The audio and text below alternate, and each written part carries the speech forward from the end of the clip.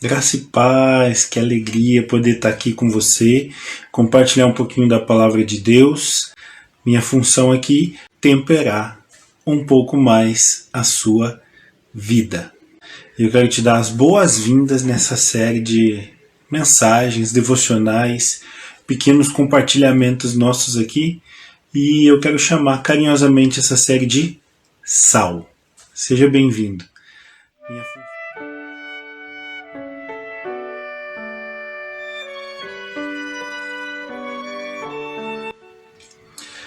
Para começar, eu queria convidar você a entrar de cabeça comigo numa jornada.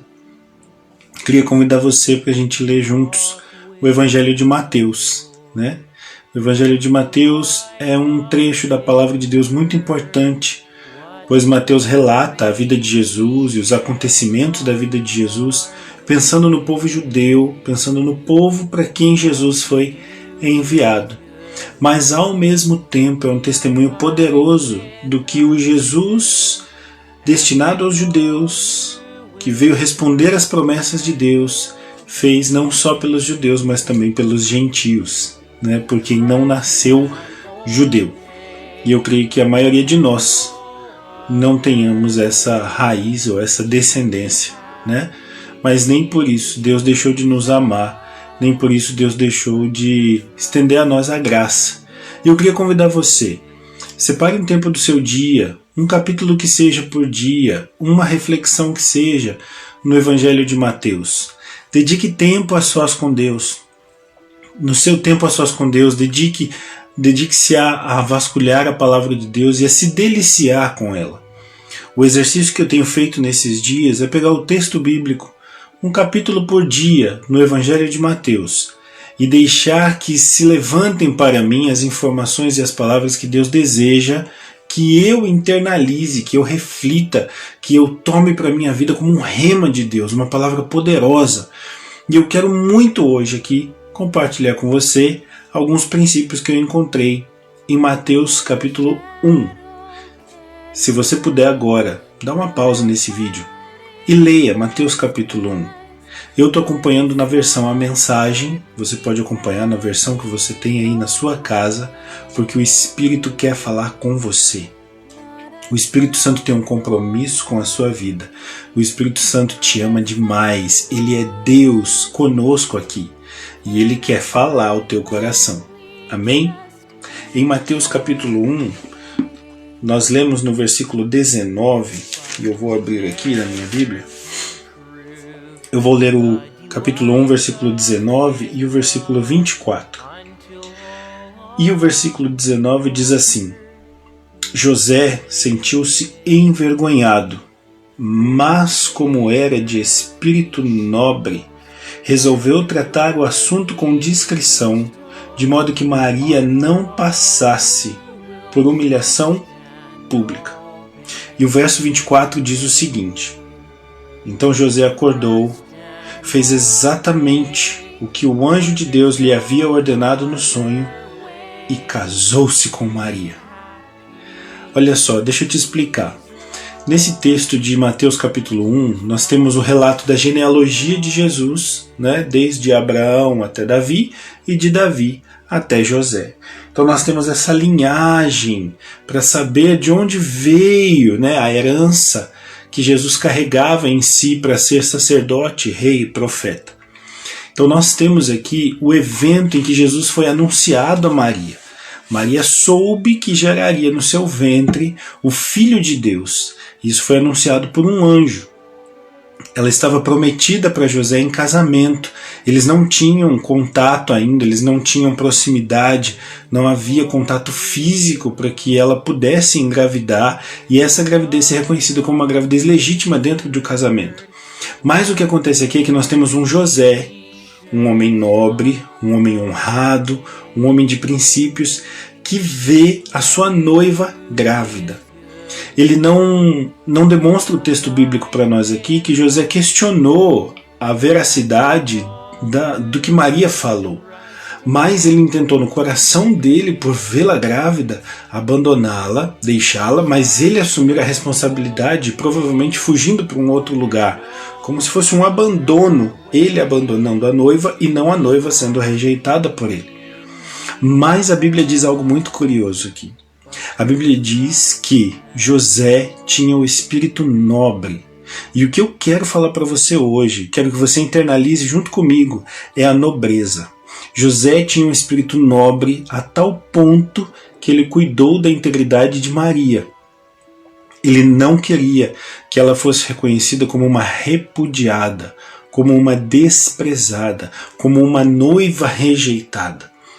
Então ele ia assumir essa responsabilidade, mesmo com todas as dúvidas que deviam estar povoando a mente dele, mesmo com toda a confusão que se instalou ali para ele estava pensando em deixá-la em segredo, abandoná-la em segredo, assumir a responsabilidade por nobreza. Nobreza. Sabe o que isso diz para mim aqui, querido? Que ser nobre é zelar por si, mas é zelar pelos outros. Ser nobre é nós colocarmos o interesse do outro acima do nosso, mesmo que isso traga um prejuízo. O Salmo 112 fala sobre isso. Quem teme ao Senhor, ele mantém a sua palavra, mantém a sua integridade, mesmo que isso traga um dano próprio, um prejuízo para si mesmo. E José abraçou isso para ele. Outro aspecto curioso e interessante aqui é como que José lida com a questão da autoridade de Deus. No verso 24, nós lemos que ele fez o que o anjo disse e casou-se com Maria. Por quê? Porque haveria mais honra em casar-se com ela do que em abandoná-la. Ele era alguém nobre. E o anjo do Senhor vem até ele e fala com ele a respeito dele assumir essa postura da nobreza. O texto fala, ele era nobre de espírito, ele era um homem honrado. E eu quero dizer para você, você é uma pessoa de honra, você é uma pessoa nobre. Dentro de você existem princípios e valores que vieram do próprio Deus, vieram do Senhor. Então quero que você fortaleça isso na sua vida. Não tenha medo de ser prejudicado, não tenha medo de levar afronta, não tenha medo de ser passado para trás ou de perder oportunidades. Não se esqueça que todos os seus dias são contemplados pelo Senhor. E não se esqueça também, a Bíblia diz que toda sorte de bênçãos o Pai já liberou sobre a tua vida. Então não existe vantagem nessa terra que se compare ao que Deus já liberou sobre você. Deus tem vantagens para liberar sobre a sua vida nessa terra. Deus tem riqueza, Deus tem prosperidade, mas Deus tem coisas que vão além disso. Deus tem riquezas infindáveis da eternidade liberadas para a sua vida, para a sua família, para os seus sonhos, para o seu futuro, para os seus projetos. Tão somente eu quero deixar para você hoje essa palavra: cultive a nobreza, cultive o sentimento de você cuidar da integridade do outro, ao mesmo tempo e na mesma intensidade que você cuida da sua integridade. E tenha no seu coração um desejo profundo de agradar ao Senhor, fazer tudo que o Senhor determinar. O texto diz que José obedeceu tudo que o anjo falou e casou-se com Maria. Existe nobreza, existe riqueza, existe preciosidade em zelar pelos relacionamentos. Como você tem lidado com os seus relacionamentos? Como você tem lidado com a sua família, com seus filhos, com seus parentes? Como você tem lidado com seu cônjuge? Como você tem lidado com seus irmãos na fé? Essas relações e a maneira como você lida com isso demonstra a sua nobreza.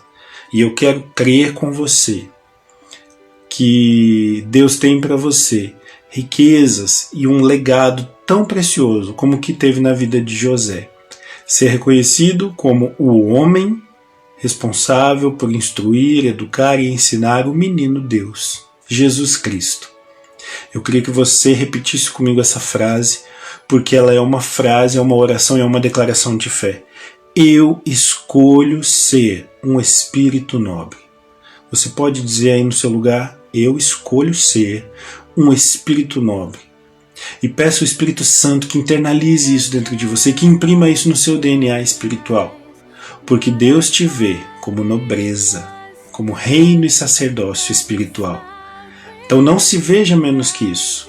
E não abra mão desse valor, desse princípio da palavra de Deus. Seja você um nobre do Senhor. Amém? Eu quero te agradecer por assistir o vídeo até aqui, te convidar a se inscrever, compartilhar, continuar conosco e tanto quanto você puder abençoar esse ministério, ore por nós, tá bom? Deixe seu comentário, compartilhe aqui, porque nós queremos abençoar a sua vida. Amém? Que Deus te abençoe.